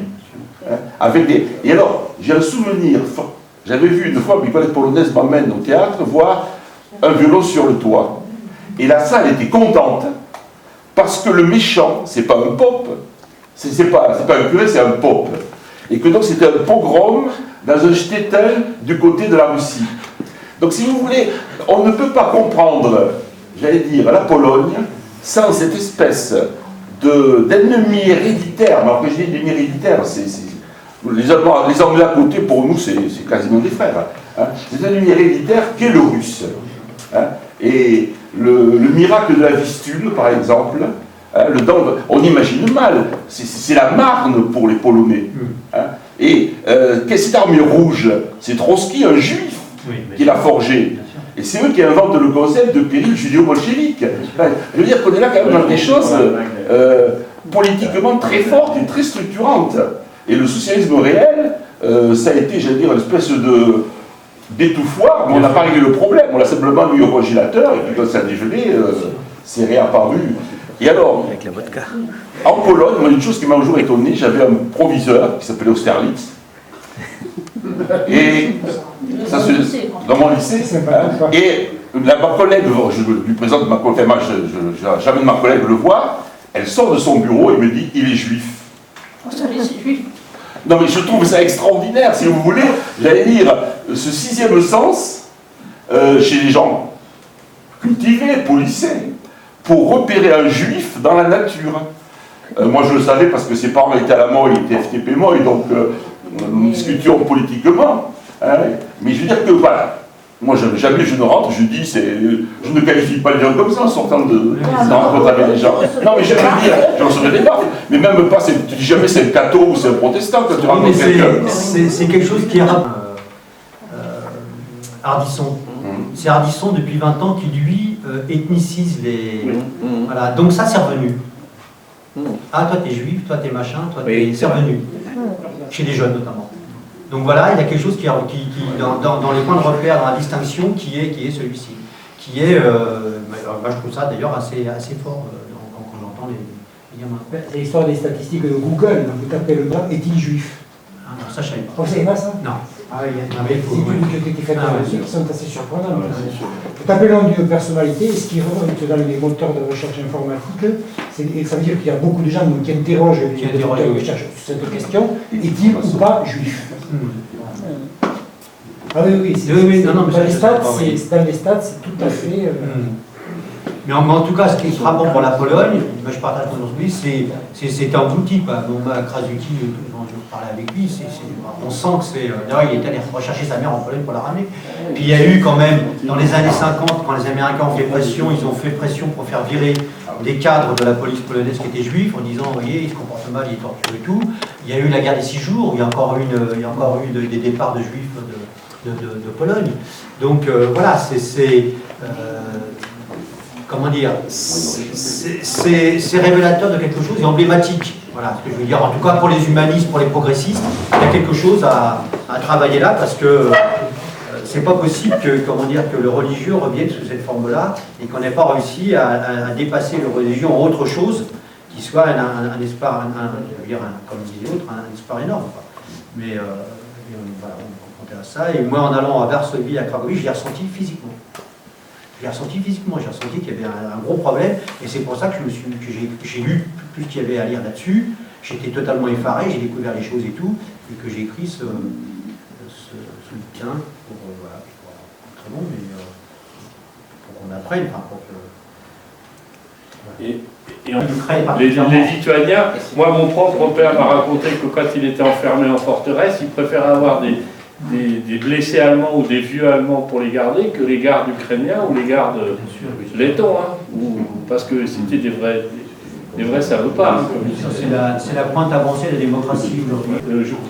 Je crois que c'est en Lituanie où le gouvernement voulait promulguer une loi supprimant les retraites pour les anciens partisans qui avaient combattu dans le maquis et après dans l'armée rouge. Et il y a une commémoration. Et il y a une commémoration. En Lettonie, les SS lettons sont honorés et ils proposaient de supprimer les retraites pour les anciens combattants, entre guillemets, en Ukraine et dans les pays baltes et en Pologne, face à la Russie actuelle. Alors, quoi qu'on pense de Poutine, et j'en pense pas que du bien et largement plus que du mal, hein, mais le problème, c'est ça, on fait ressurgir parce que qu'est-ce qu'on voit, ça fait ressurgir toutes les vieilles histoires, depuis les tsars, c'est-à-dire cette espèce de lutte constante, entretenue aussi bien d'un côté que de l'autre, entre les pays baltes, la Pologne et l'Ukraine contre la Russie, et avec, derrière, le fond, il y a toujours cet antisémitisme, hein, parce que le gouvernement ukrainien de libération, là, le dernier,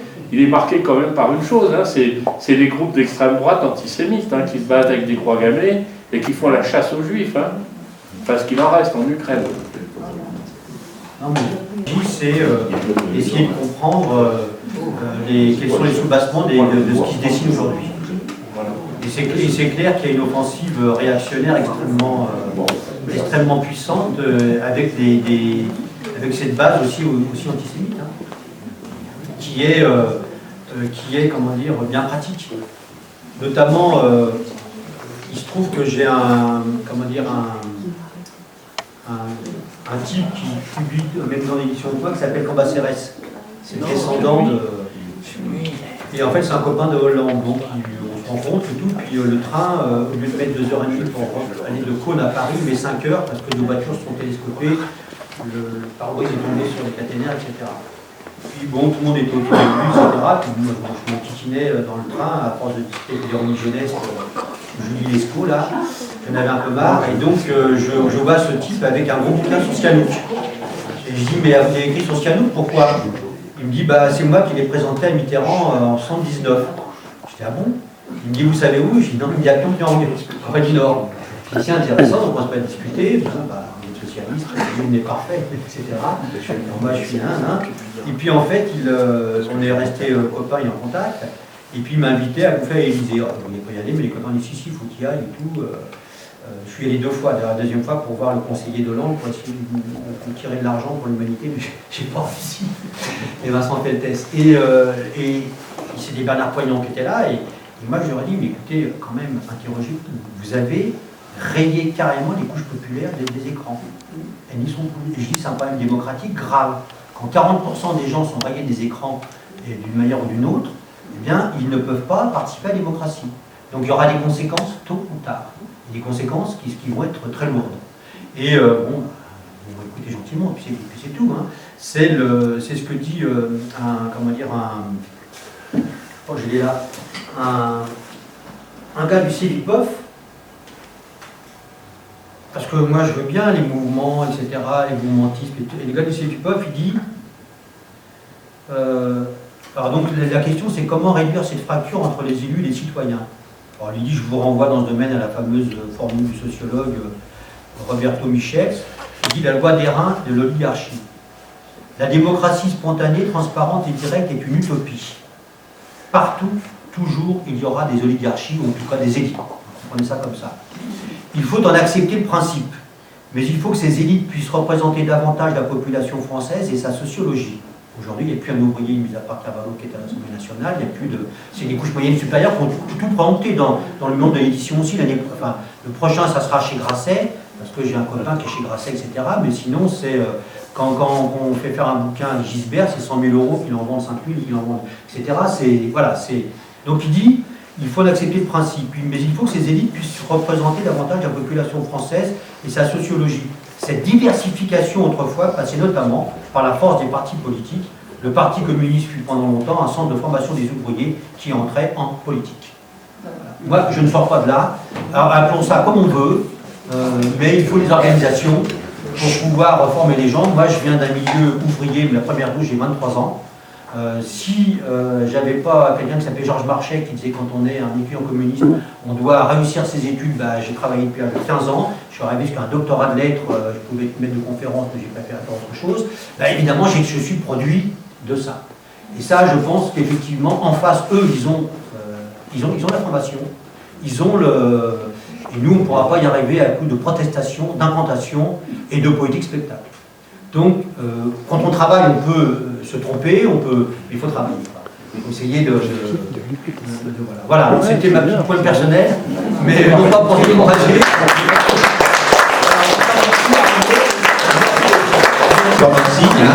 Merci à vous, voilà. Et puis il y a le buffet là maintenant qui est à la disposition. Après les nourritures spirituelles. Et je vous rappelle donc jeudi 8 juin, donc sur la théologie de la libération.